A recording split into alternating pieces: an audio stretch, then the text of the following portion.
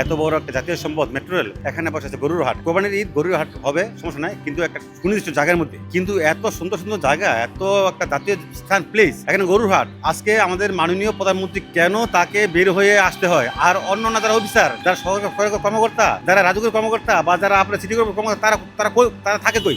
তারা ছিল কোথায়? কি কারণে আজকে তারেক রহমান আমাদের প্রধানমন্ত্রী তার কেন নামে দেখতে হইলো? আর আমরা চাই দেশের নাগরিক হিসেবে যাতে ভবিষ্যতে এত সুন্দর সুন্দর জায়গার মধ্যে যেন আমাদের নোংরা আবর্জনা না করি। এটা আমাদের সবার দায়িত্ব। সারা বাংলাদেশ আমরা নাগরিক, সবার দায়িত্ব।